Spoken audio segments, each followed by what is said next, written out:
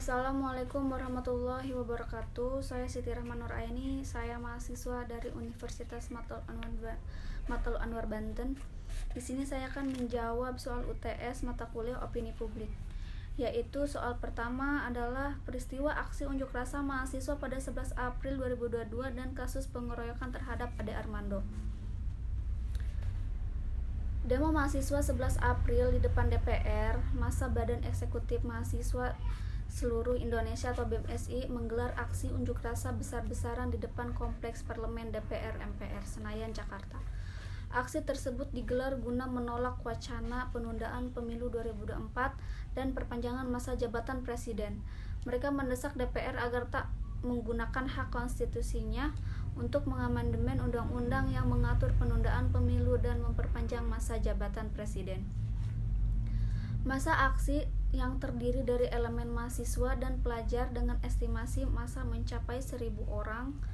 Lokasi unjuk rasa tersebut diketahui berubah sehari sebelumnya.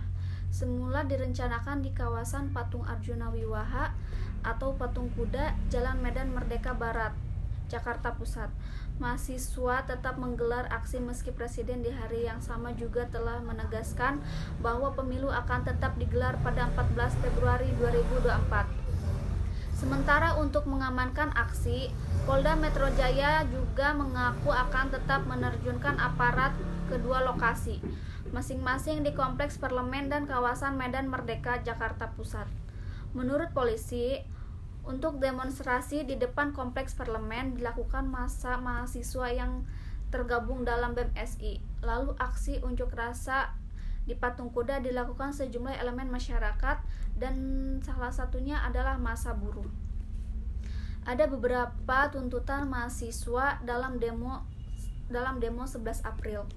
1. Menolak perpanjangan masa jabatan presiden menjadi 3 periode. 2. Naiknya harga BBM dan minyak goreng.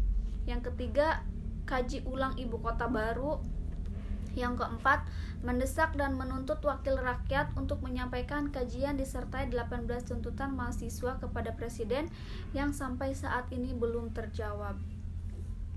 Banyak topik-topik dan isu-isu yang dibahas, tapi yang jadi topik utama sekarang adalah Ade Armando. Pegiat media sosial dan dosen Universitas Indonesia, Ade Armando mengalami pengeroyokan saat ikut dalam demonstrasi di depan gedung DPR RI. Senin 14 April 2022. Kelompok Pergerakan Indonesia untuk Semua atau PIS yang didirikan Ade menyatakan pengeroyokan itu diawali oleh provokasi dari kelompok ibu-ibu yang ikut demo Sekjen PIS. Nong Darol Mahmada menceritakan kronologis kejadian itu berdasarkan kesaksian tim mereka yang mendampingi Ade. Pukul 14.00, Ade Armando didampingi 2 orang kameramen Indra Jaya Putra dan Bambang, dan 2 penulis Balmendo, Scorpio, dan Rama melakukan peliputan aksi demo di gedung DPR RI, dan Ade dan tim datang melakukan peliputan atas nama Pergerakan Indonesia Semua atau PIS. Tujuannya untuk membuat konten YouTube dan media sosial gerakan PIS. Pada awalnya tidak ada masalah, bahkan beberapa media massa sempat mewawancarai Ade. Pukul 15.35, tim menyepakati untuk menyudahi peliputan. Posisi tim saat itu berada di depan pintu gerbang utama DPR. Pukul 15.38, tim mundur dari posisi semula dan menjauh dari massa demonstran. Saat mundur, beberapa orang massa terlihat mengawasi dan saling berbisik di antara mereka.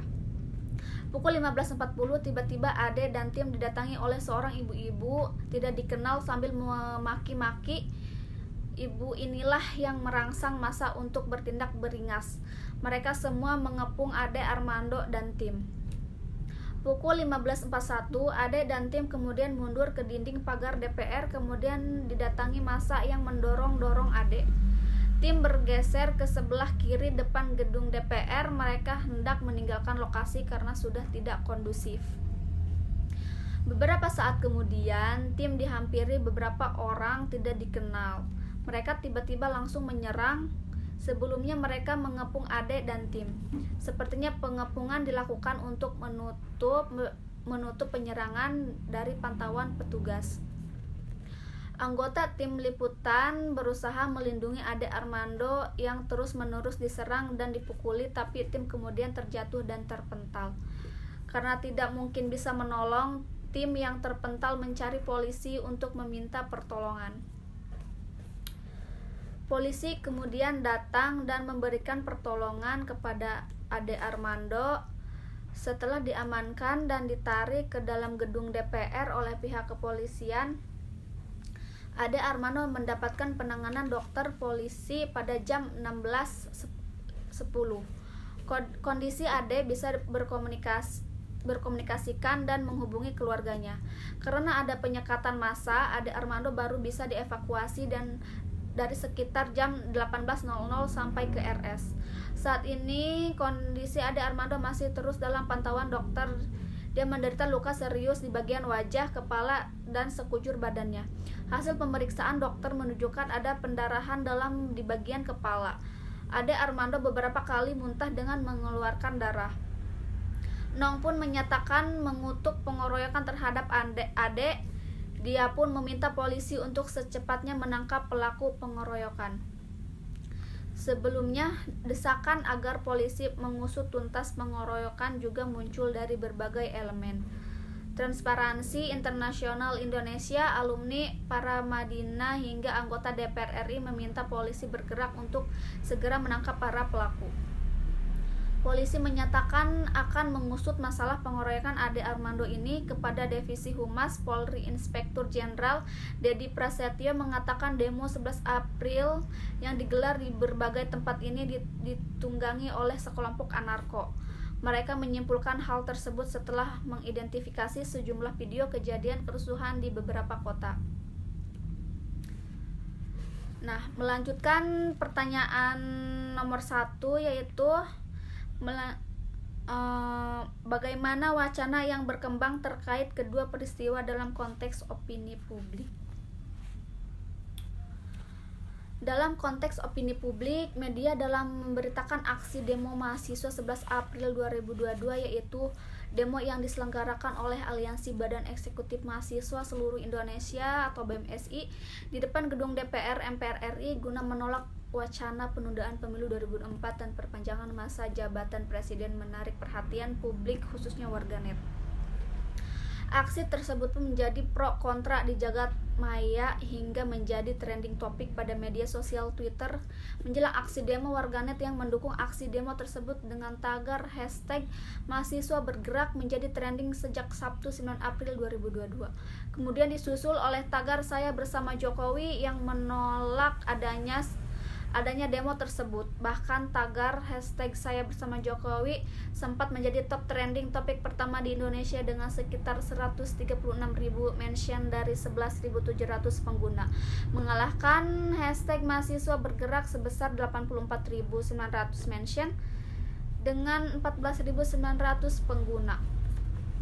Cuitan dengan tagar hashtag mahasiswa bergerak masih terus berlanjut hingga saat ini. Bahkan ada salah satu cuitan yang menarik perhatian.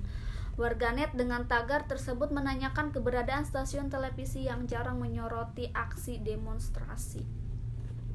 Respon negatif warganet yang dilontarkan kepada institusi media massa membuat publik sedikit bertanya-tanya, apa benar tidak ada stasiun televisi satupun yang menyorot aksi demonstrasi tersebut?